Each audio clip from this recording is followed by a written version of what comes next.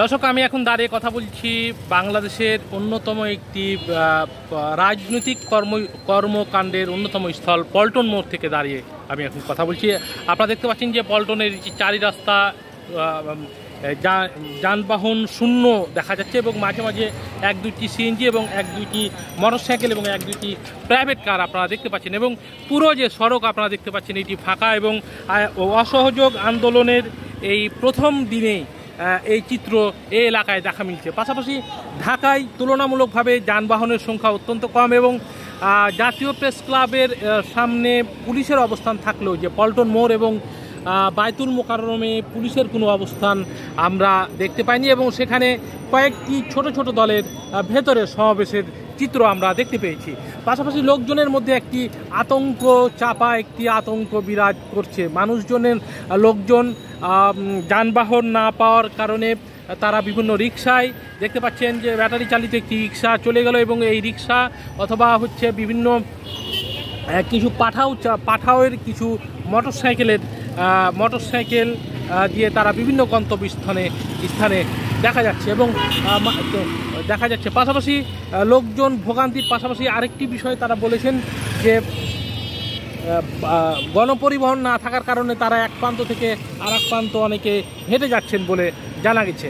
পাশাপাশি এখানকার পুলিশের ঊর্ধ্বতন কর্মকর্তা একজন জানিয়েছেন যে এখানকার নিরাপত্তা ব্যবস্থা মোটামুটি স্থিতিশীল অবস্থায় রয়েছে, তবে নাশকতা এবং সহিংসতার বিষয়টি আসলে তারা এটি প্রতিহত করতে তারা চেষ্টা করছেন এবং আপনারা দেখতে পাচ্ছেন যে সড়কের এক পাশে যে ব্যারিকেড আপনারা দেখতে পাচ্ছেন এবং পাশাপাশি ইট পাটকেলগুলো এখানে পড়ে রয়েছে। সকালবেলায় এখানে ছাত্রলীগ এবং যুবলীগ এবং বৈষম্য বিরোধী ছাত্র সংগঠনের সঙ্গে একটি ধাওয়া পাল্টা ধাওয়ার ঘটনা ঘটেছে বলে আমরা জানতে পেরেছি এবং এই ঘটনায় এখানে 10 জন আহত হয়েছে বলে আমরা শুনতে পেয়েছি। তো দর্শক, পরবর্তী আপডেট পাওয়ার জন্য আপনারা অপেক্ষা করুন, আপনাদের সাথেই রয়েছি। দর্শক, আমি এখন দাঁড়িয়ে মৎস্য ভবনের সামনে দাঁড়িয়ে কথা বলছি এবং এখানে লোকজন করছেন।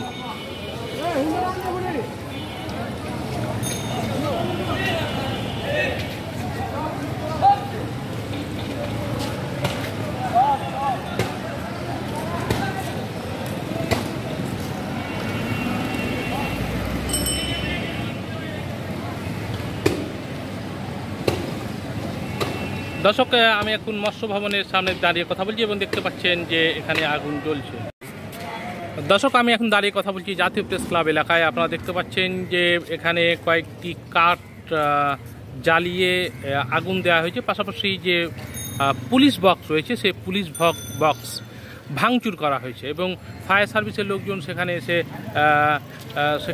পানি পুলিশ বক্স এখানে ভাঙচুর করা হয়েছে এবং আরেকটি মিছিল সামনে থেকে আপনারা দেখছেন যে এই মিছিলটি আসছে এবং এখানকার নিরাপত্তা ব্যবস্থা খুব জোরদার করা হয়েছে। পাশাপাশি আপনারা দেখতে পাচ্ছেন যে এখানে কয়েকটি মিডিয়ার গাড়ি রয়েছে এবং ডান পাশে সেখানে বিক্ষোভকারীরা এখানে আগুন জ্বালিয়ে বিক্ষোভ করেছে এবং এই রাস্তাটি ফাঁকা এবং আজকে জানেন যে আজকে কর্মদিবস হওয়ার পরও সড়ক ফাঁকা রয়েছে এবং লোকজনের যাতায়াতও কম রয়েছে এবং চারপাশে এক ধরনের আতঙ্ক বিরাজ করছে এবং পুলিশ দেখতে পাচ্ছেন যে পুলিশের সদস্যরা এখানে নিরাপত্তা ব্যবস্থার জন্য তারা এখানে কাজ করছেন।